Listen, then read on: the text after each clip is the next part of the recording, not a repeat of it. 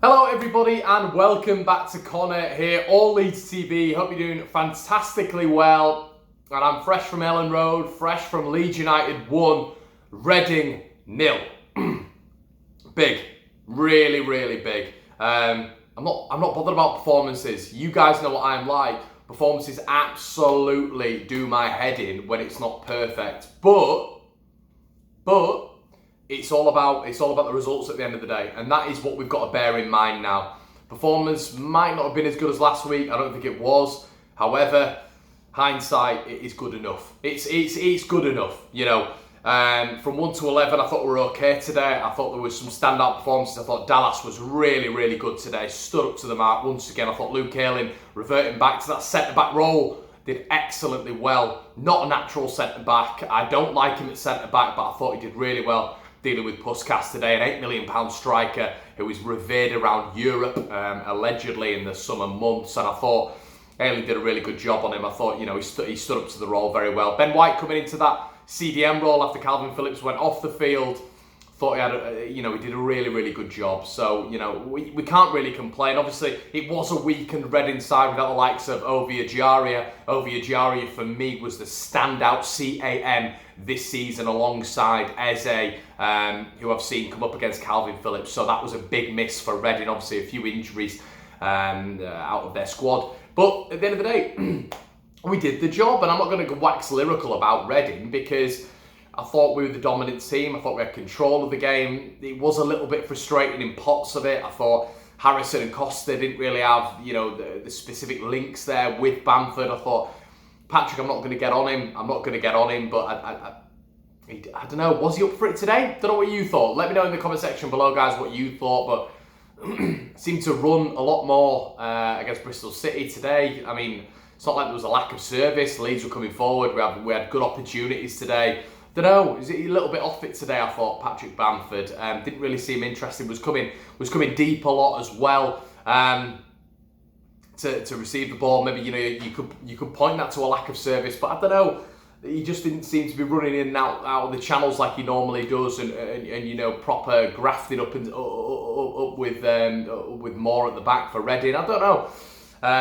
Yeah, I'm not going to focus on Bamford because, listen, we got the win, which was massive. I thought Rinomhota in the middle was stopped really by Click, but overall I didn't think Click had a massively great game. What he needs to realise is when he is playing a football game, you know, if one of your key players goes off, if you've ever played football before, especially in that anchor role in centre midfield, especially if you are influencing the game, you need to take grip of that midfield role. There always has to be a very technical player in that middle of the park, and they need to grab the game by the scruff of the neck, and they need to dictate the game. From there on outwards, they really need to. And I felt Calvin was doing that at the start, but as soon as we went off, we had a bit of a 10-15 minute spell where it was a little bit up in the air.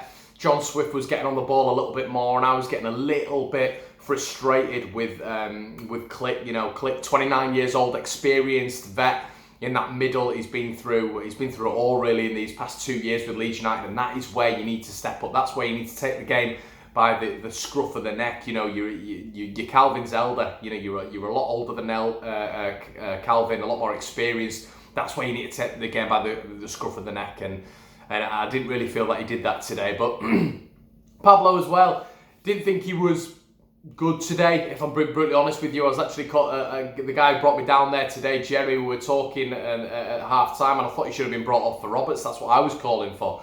But he got the goal, which was big, and it was a steady away performance from Leeds United. It really was a steady away performance. And listen, when Calvin went off, it was a bittersweet performance really, because at the end of the game it was like, yes, get in, we've won the game. But Calvin going off was a big and to say sort of how Reading maybe had that big chance at the end. Great save from Kiko, probably a save I would expect him to make. I will say that. I think a lot of people turned around saying it was a brilliant save, but you know, I will give him a little bit of kudos because he was injured. It looked like at half-time, played that entire second half with that thumb injury. You know, Island Meslier was warming up at half-time, so you know, to say he's made that save with a distinct injury, that's fantastic from Kiko. But on a normal day, I would expect him to make that.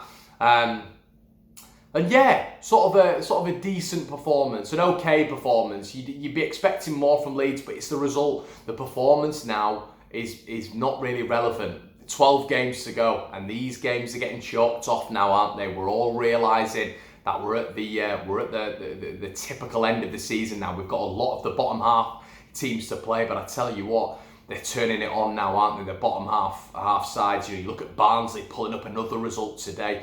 Borough recently, they've been turning it round often. You look at Luton as well. Recently, aside from today, Charlton getting that weird result today. Stoke, they're just a little bit itty and bitty with these little results now. When you're thinking to yourself, they're really going to start fighting for their lives now. So Leeds' performances, they don't have to be at 10 out of 10, but every single result, especially when we're facing these bottom half sides, needs to be a win. It really does. I was looking at the teams that we have to play. Still, there's a lot of teams in that bottom half that Leeds United need to face and need to conquer. A lot of you we met there today. A special mention out to the Galvins who came over from Jersey today. Amazing to see them. We've been sort of talking all week about them coming over and saying hi to us. We all met them, and it was a great, from Jersey, and that was fantastic. Obviously met a few of you down there, come up to me and said hello. Really appreciate that. It's really great to sit there for 5-10 minutes and talk everything Leeds. That's what I love doing. I love debates. I love talking about Leeds United. It's my bread and butter. It's my passion. It's my love. So thank you for everybody who came up to me today at Ellen Road, and it was a great experience. A special shout out to Jerry, who drove me down there today and supplied me with the ticket. Just a cracking day out. A little bit of a different vantage point. Normally I'm from the Cop or the South Stand, and this time I was in the West Stand. Very different, but really enjoyed it. Really good crack down there, and it was a wonderful day at Ellen Road. Wonderful day with the crew. So let me know what you guys think in the comment section below, guys. Do you agree with what I've been saying? Was it a pretty standard performance from Leeds United? But does that matter?